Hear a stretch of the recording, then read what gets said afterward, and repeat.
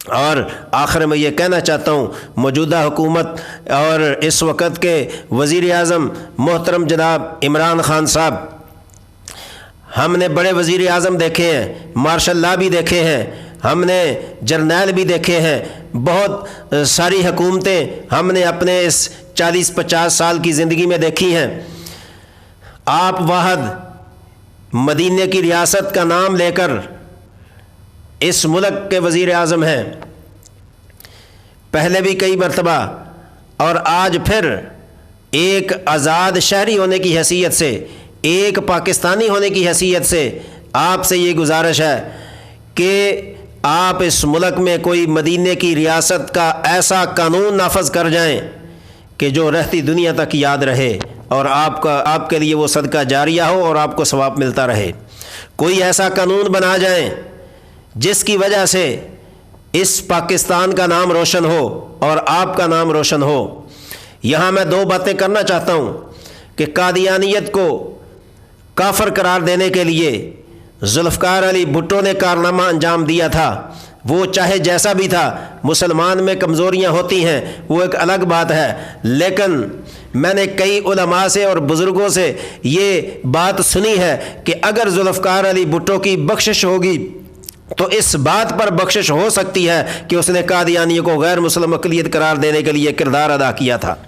یہ 1974 میں ہے، اور ٹھیک اس کے 10 سال بعد یعنی غیر مسلم اقلیت قرار دینے کے بعد قادیانی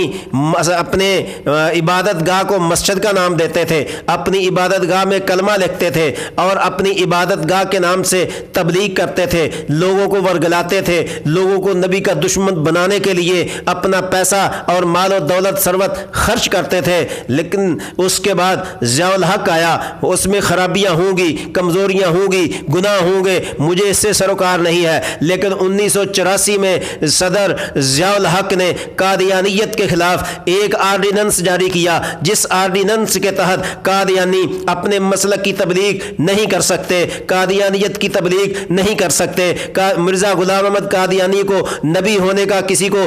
دعویٰ نہیں کرا سکتے، علل اعلان اذان نہیں دے سکتے، نماز نہیں پڑھ سکتے، حتیٰ کہ ان کی عبادت گاہوں کو بھی چار دیواری کے اندر محصور کر دیا۔ یہ ضیاء الحق کا کارنامہ تھا، ایک ذوالفقار بھٹو کا کارنامہ، ایک ضیاء الحق کا کارنامہ۔ لیکن میں آج آپ سے گزارش کرتا ہوں، آج بھی قادیانی اپنے آپ کو مسلمان ثابت کرنے کے لیے اپنے پر مار رہے ہیں، اپنے آپ کو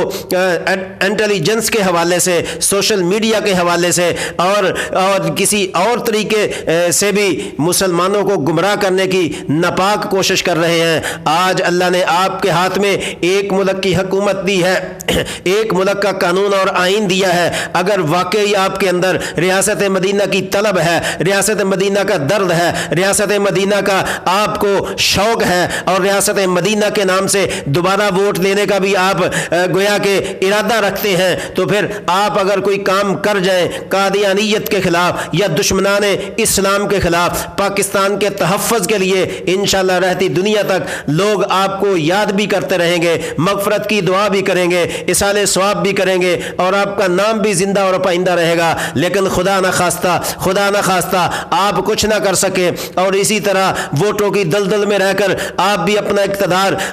پورا کرنے کے لیے ہاتھ پیر مار کے اقتدار پورا کر کے 5 سال پورے کر کے چلے جائیں گے، لیکن بعد میں آپ کا کوئی نام لینے والا نہیں رہے گا۔ اللہ تبارک و تعالی ہم سب کو اپنی پوری ہمدردیاں پاکستان کی حفاظت کے لیے اور اسلام کی حفاظت کے لیے صرف کرنے کی توفیق عطا فرمائے۔ اور آج کا جو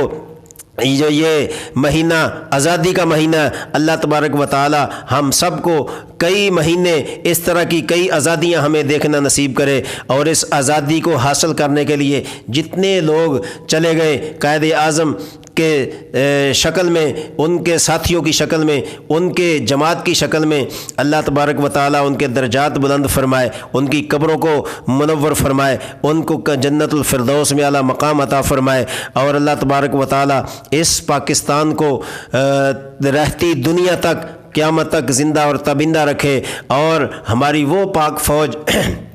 جو سرحدوں کی حفاظت کرنے کے لیے دن رات کوششیں کر رہی ہے، دن رات دشمن کے سامنے اور دشمن کے دانت کھٹے کر رہی ہے اور دشمن سے مقابلہ کر رہی ہے، اور ہمارے وہ پاک فوج کے جوان جو اب تک پاکستان بننے سے لے کر اب تک اس دنیا سے چلے گئے، شہید ہو گئے، اللہ تبارک و تعالیٰ ان کے درجات بلند فرمائے، اور جو نیوی فوج کے اندر یا رینجر فوج کے اندر جتنے بھی ہمارے جوان اس دنیا سے چلے گئے، اللہ تبارک و تعالیٰ سب کی بخشش فرمائے، اور پولیس کی شکل میں جو پاکستان کے وفادار تھے، پاکستان کے ساتھ جن کی ہمدردیاں، جن کا مرنا جینا پاکستان کے ساتھ تھا، اللہ تبارک و تعالیٰ ان کی مغفرت فرمائے، اور جتنے حکمران آئے، جس حکمران نے جس شکل میں اخلاص کے ساتھ پاکستان اور اسلام کی خدمت کی ہے، اللہ تبارک و تعالیٰ ان کو بھی اس کا صلہ عطا کرے، آمین۔